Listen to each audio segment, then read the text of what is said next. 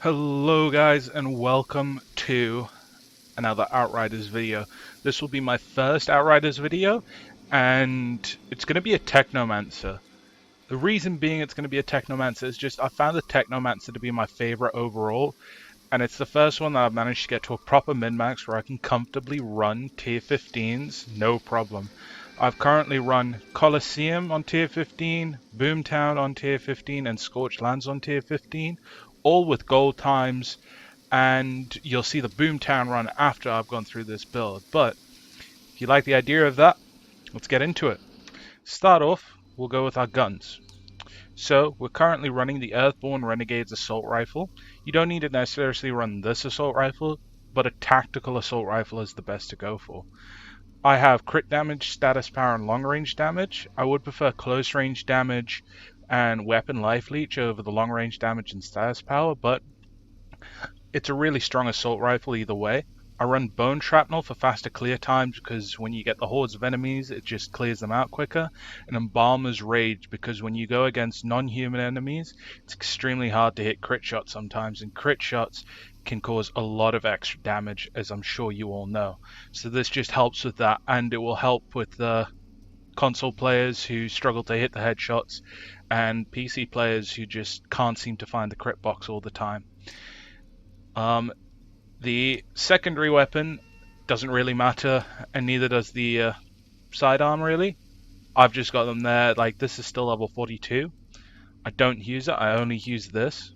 But let's get on to the mask. On the mask, the stats are bonus firepower, cooldown reduction, and close range damage. I'm running Bloodlust and Adrenaline.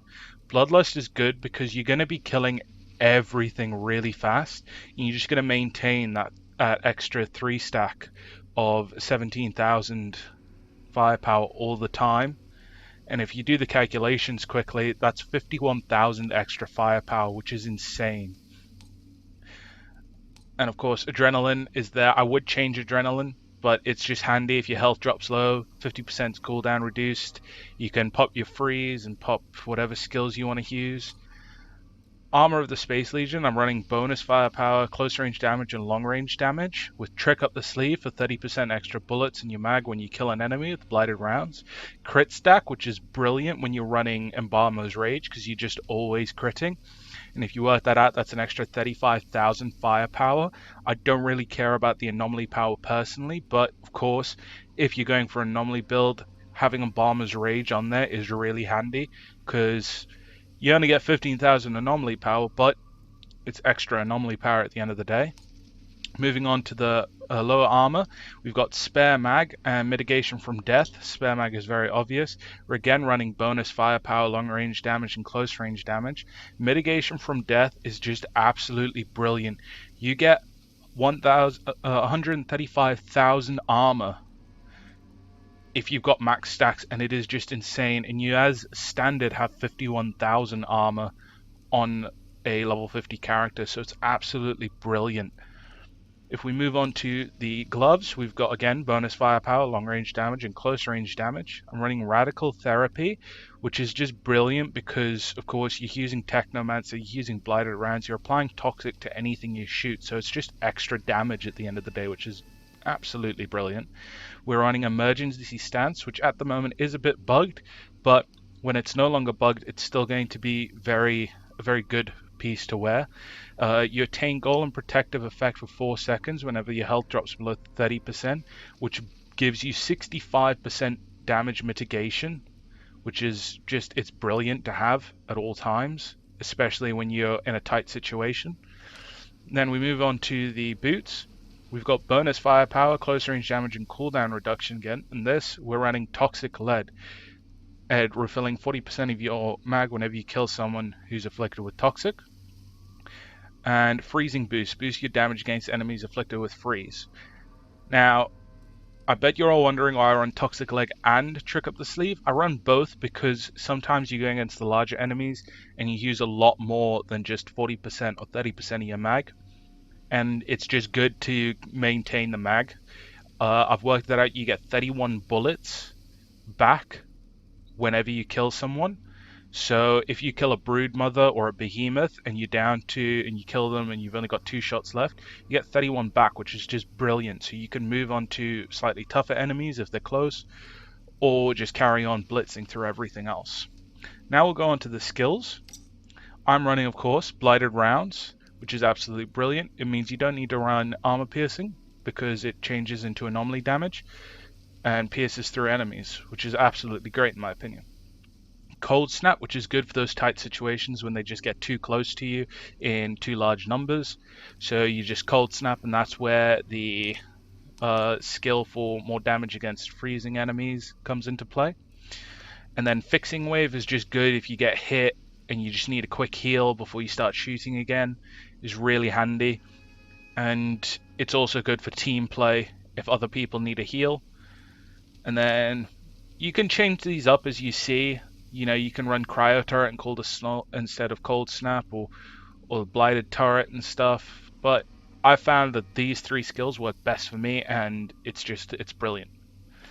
Then if we go on to the class, we're of course running all the extra weapon damage. We've got that, of course, Sharpshooter there.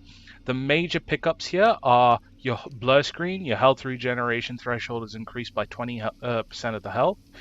Of course, we've got Exposing Toxin. Every time toxic is afflicted on an enemy, vulnerable status is inflicted as well.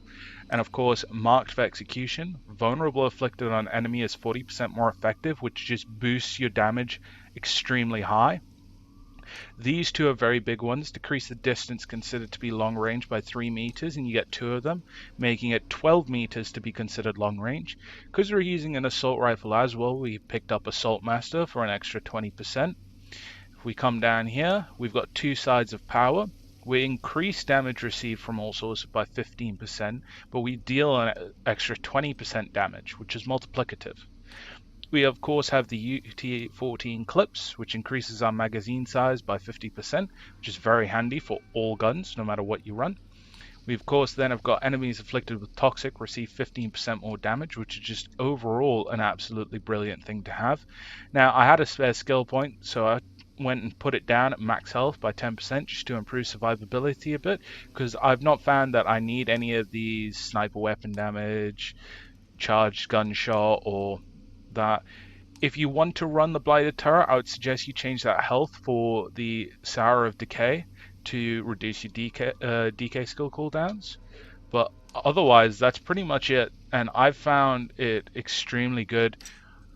I can show you quickly, all my times are very good. You're about to see the Boomtown run. My chem plant is tier 14, but Boomtown, 5 minutes 48, Coliseum, 8 minutes 12, Scorched Lands, 10 minutes 39. It's all very good. So, if you like the build, use it, change it up, give you suggestions. Of course, like, comment, and subscribe, and I hope you enjoy the Boomtown run.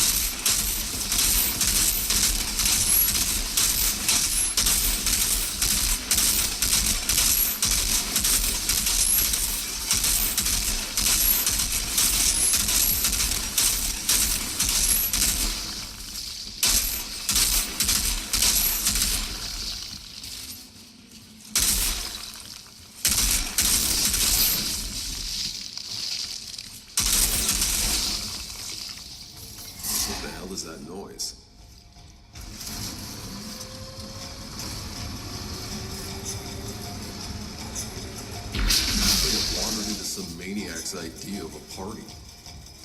Which is exactly.